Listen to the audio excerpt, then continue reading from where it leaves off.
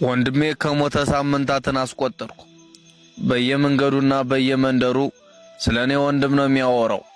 አለፌ በርኩበት ሁሉ እዩት ወንድሙን ገሎበት እንደወንዶች ደሞ ሲሄድ አፍርም እያሉ እየተጎሻሸሙ ያሙኛል። ደህና ረፈዳችሁ አልኩ። ከመስኩ ተቀምጠው የሚገኙ የሰፈር ሰዎች እግዚአብሔር ይመስገን አሉ ከተቀመጡበት ቁጭ ብድግ እያሉ። ትንሽ እርምድ ስል ነገራቸውን ጀመሩ። እኔ እሱም ቢያረገኝ የወንድሜን ገዳይ ተከታትዬ ነበር ምደፈው አለ። ድምፁን ዘለግ አድርጎ ተናገረ። እንኳን ደህና ወንድም ኮሳሳ ቢሆን ትከሻ ይሞቃል ከኋላ ሲሆን ያስኩት ሞፈር ቀንበር የወንድሜን የክንዳለሜን አስክሬን መስሎ ታየኝ። ሰውነቴን ወረረኝ። የወንድሜን የክንዳለሜን አዘን በቅጡ እንኳን አዝኜ ሳልወጣ ደካማዋን ሞለክሲዋን እናት አለችኝ። እሷን ብቻዋን ጥዬ እንዴት ደም መልሳለሁ ብዬ ሆዴም በቁስል ነፍሮ ላርስ ከሚሄድበት ከመንገድ በነገር ባሽሙር ጎስሞ አስመለሱኝ። ወደ መንደር ተመልሼ ላይ ዝና ይደረቦ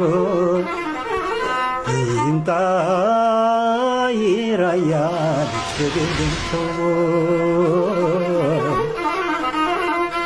ላላሊላላ ላላሊላ ላላሊላ ላላሊላ አወይ ምን ነው ልጅ በሬው ስምቢ ያለ ወይ አለችኝ ማይቱ።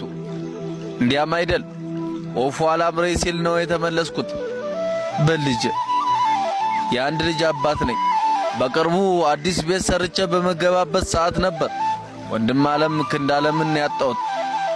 መሳፍንቴ ናግባ ቡና ደርሷል ባይድንቅ ገብቼ ቡኔን እየጠጣው ከልጄ ጋር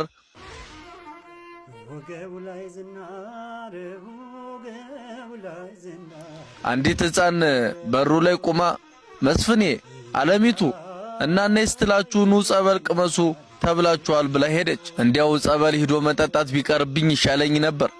የመንደር ሰው ስለኔ ወንድም ደም መመለስ ነው የሚያወሩት። ቢሆንም ግን የጠራችኝ የሰፈራችን ደግ ሴትዮ ናት። ኮታዬን ለብሼ ወደ ጸበል ወደ ተጠራውበት ሄድኩኝ። ወገው ላይ ዝናር ደህና ዋላችሁ።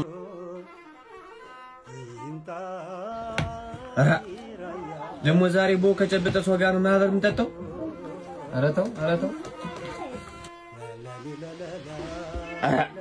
ደሞ ምን ሊያመጣ የወንድሙን ደም ሳይመልስ